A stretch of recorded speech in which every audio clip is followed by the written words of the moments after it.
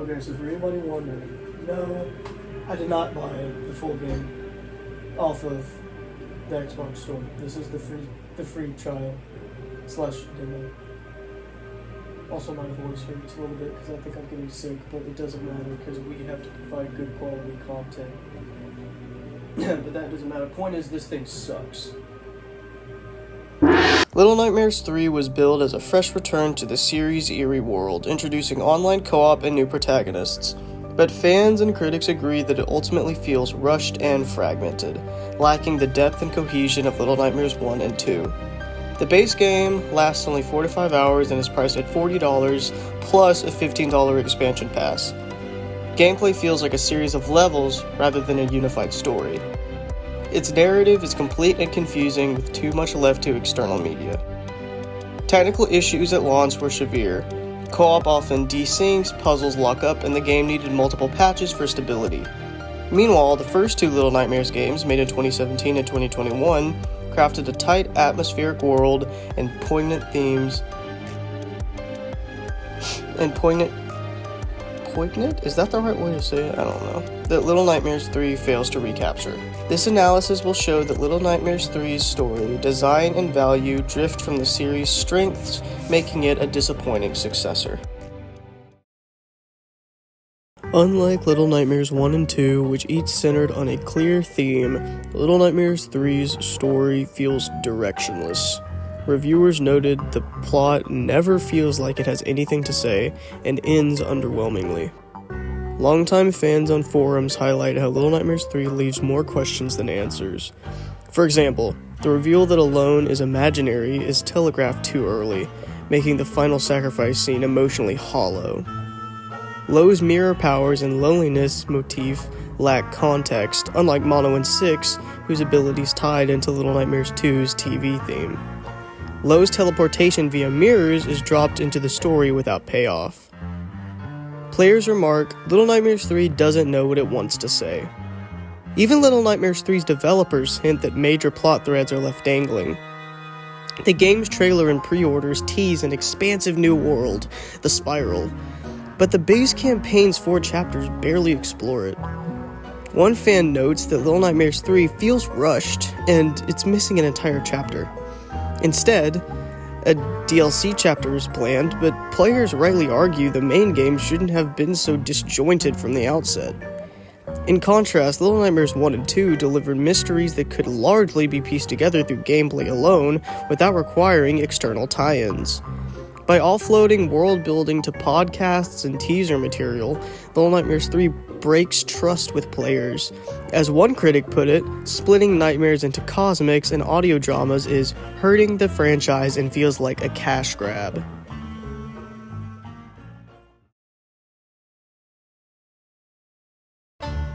Little Nightmares 3's puzzles and mechanics are underwhelming. Into Indie Games notes players expected new ideas but found the puzzles trivial. Not a single one took me more than 2 to 3 minutes to solve. Many sections reduce the second character to a tag-along partner, especially if playing as Lowe. This mirrors fan complaints that the companion often just mirrors commands. This mirrors fan complaints that the companion often just mirrors commands or stands idle, diluting the solo experience. In Little Nightmares 2, puzzles often require clever use of both Mono and 6's abilities. Little Nightmares 3's task feels simpler and more segmented. As one review bluntly states, Little Nightmares 3 feels more like a series of levels than a coherent experience, which each world, the carnival, the candy factory, etc., isolated by a map jump that never builds urgency. Though, to be fair, Little Nightmares 3 does preserve the franchise's core vibe in small ways. The art style and monsters feel familiar, and the inclusion of co-op is a welcome nod to communal play. The Friends Pass, which is, a free demo for a second player, is consumer-friendly. However, these positives cannot compensate for the bloated design, requiring a second human player for optimal experience, essentially forces AI gameplay, which reviewers note is competent but less engaging. Ultimately, the shift to co-op hasn't improved puzzles or storytelling, and in fact, diluted the scares and cohesion that defined the first 2 games. Also, most of you out there probably don't have friends, so you can't play with another person.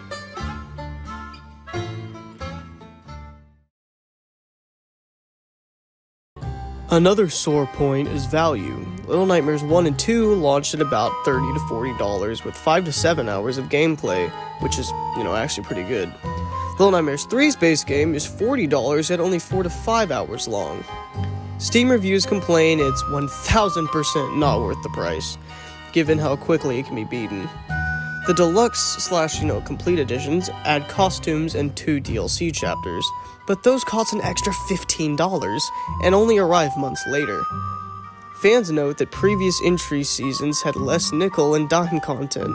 Little Nightmares 1 pre-order masks were free and not locked behind paywalls. Little Nightmares 3 instead embeds a season pass feel, cheap cosmetics and 2 story DLC on top of the full price. A Redditor summarizes it well. Little Nightmares 3 price is $55 including DLC, whereas Little Nightmares 1 and 2 were $30 each.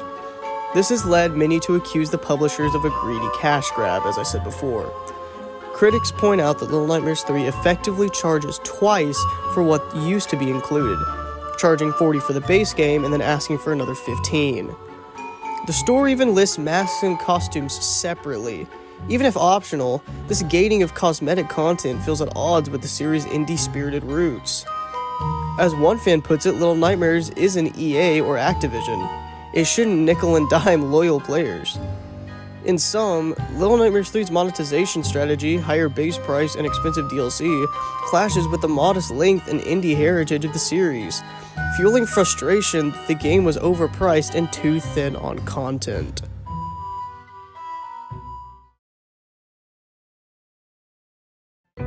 Little Nightmares built its fan base on mystery and spirit.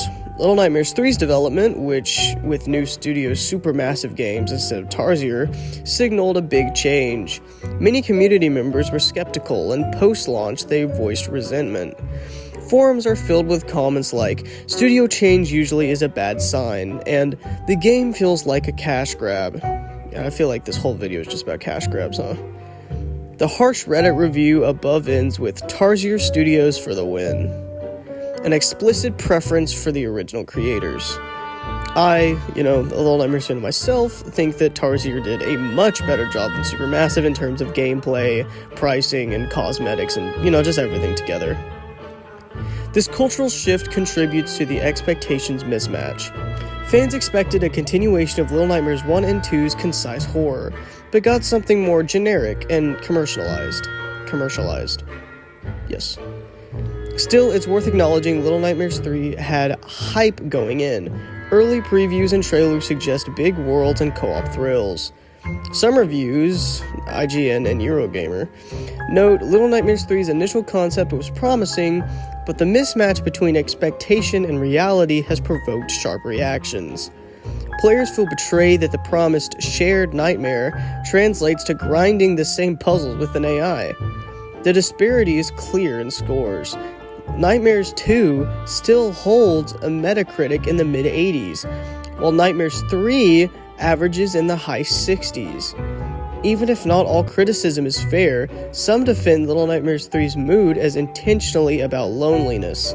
The overall sentiment is one of disappointment. So what did you think? Did Little Nightmares 3 miss the mark, or is it overhated? Drop your thoughts below, and if you enjoyed this breakdown, subscribe for more. Love you guys, and I will see you next time.